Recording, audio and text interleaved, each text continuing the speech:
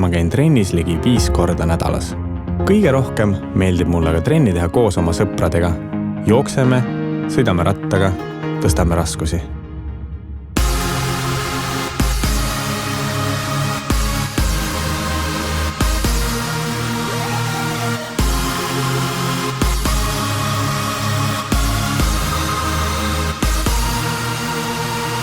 See võib olla päris raske ja igaüks meist vajab kütust.